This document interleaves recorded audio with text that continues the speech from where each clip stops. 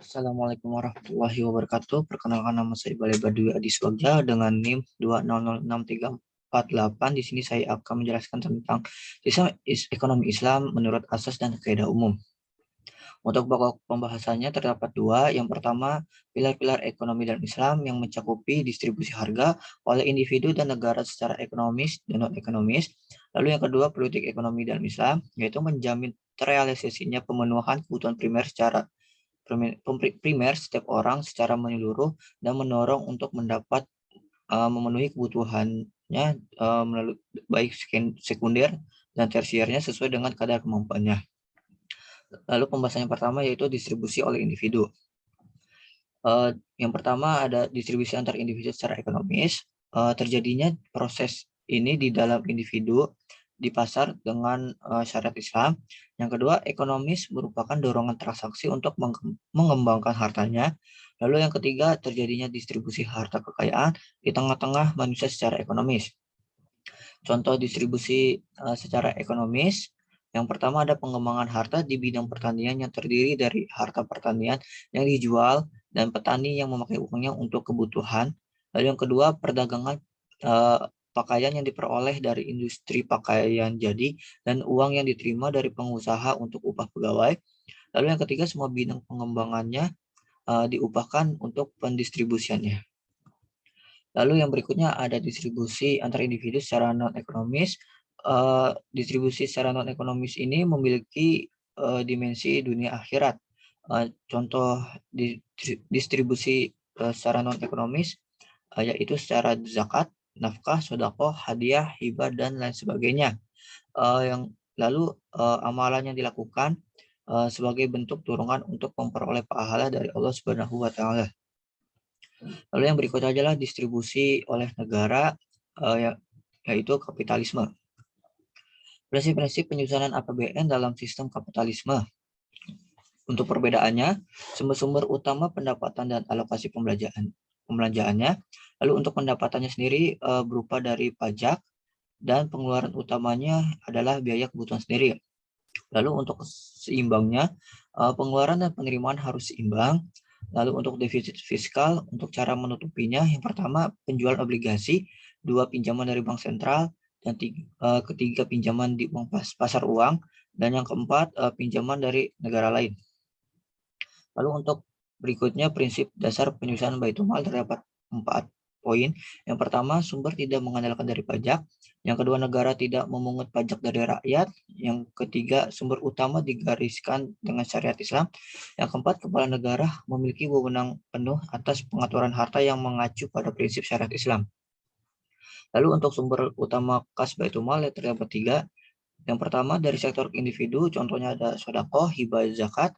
Lalu yang kedua dari sektor kepemilikan umum, contohnya minyak bumi, gas, dan batu bara.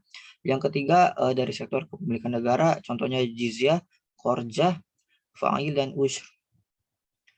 Lalu yang berikutnya ada kaidah pembelanjaan Baitul Mal. Dalam menetapkan pos-pos pembelanjaan, khalifah harus mengikuti 6 kaidah utama pengalokasian anggaran belanja. Yang pertama dari penerimaan zakat, yang kedua pos pembelanjaan wajib dan bersifat tetap, yang ketiga pembangunan sarana kemaslahatan rakyat yang bersifat wajib, yang berikutnya ada pos pembelanjaan wajib dan bersifat konvensional, yang terakhir yaitu pembangunan sarana kemaslahatan rakyat yang bersifat tidak wajib. Lalu pengeluaran Baitul Mal menurut sektor pemasukan. Yang pertama ada sektor individu, pengeluaran zakat hanya untuk 8 asnaf, sedangkan infak dan sedekah untuk kemaslahatan umat. Lalu yang berikutnya ada sektor kepemilikan umum, alokasi kepemilikan umum untuk kepentingan biaya administrasi dan eksploitasi SDA, pembagian SDA, biaya jihad dan perlengkapan, lalu bekal pasukan perang dan lain-lain. Untuk sektor kepemilikan negara, pengeluarannya diserahkan pandangan dan istihad khalifah untuk kepentingan negara dan kemaslahatan umat. Lalu untuk pengaturan pengeluaran Baitul Mal, yang pertama untuk pengeluaran pertama yaitu zakat, lalu yang kedua untuk pos pengeluaran kedua sampai kelima, khalifah harus mengeluarkan harta. Lalu yang ketiga, jika Baitul Mas mengalami kekurangan, pemerintah dapat menarik doribah atau pajak. Yang keempat, pemenuhan kekurangan dapat ditunda sampai adanya pemasukan harta lagi. Lalu yang kelima, pengeluaran harus didasarkan pada ketersediaan kas Baitul Mal.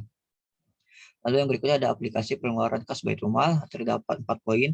Yang pertama, digunakan untuk memenuhi kebutuhan pokok masyarakat. Yang kedua, memenuhi kewajiban negara terhadap pegawai negeri, tentara, pejabat, pemerintah, hakim, dokter, dan lain sebagainya. Yang ketiga, untuk pembangunan sarana dan prasarana umum. Yang terakhir, untuk pembangunan industri berat, khususnya pembangunan industri militer.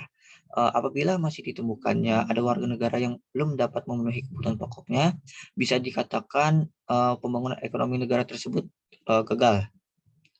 Lalu yang berikutnya ada keuntungan dari sistem ekonomi Islam. Ada 3 poin. Yang pertama, rakyat yang hidup dalam naungan sistem ekonomi Islam tidak memiliki beban hidup yang terlalu berat.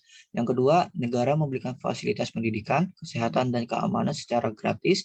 Yang ketiga, dapat mendapatkan keuntungan dengan syarat harus bersungguh-sungguh untuk mencari penghasilan tambahan dalam rangka memenuhi kebutuhan primernya. Lalu yang berikutnya kita masuk ke materi politik ekonomi Islam. Pengertiannya yaitu politik ekonomi adalah target yang dikehendaki oleh hukum-hukum yang menangani pengaturan berbagai urusan manusia. Maka politik ekonomi dalam Islam adalah sebuah jaminan dalam pemenuhan semua kebutuhan primer maupun kebutuhan sekunder setiap individunya. Lalu yang berikutnya itu ada asas ekonomi dalam Islam. Terdapat 4 poin. Setiap orang secara individual perlu dipenuhi berbagai kebutuhannya.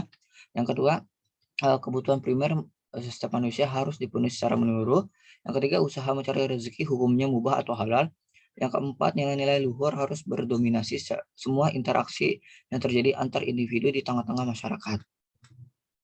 Sekian dari saya, kurang lebihnya mohon maaf. Wabillahi taufiq wal hidayah. Wassalamualaikum warahmatullahi wabarakatuh.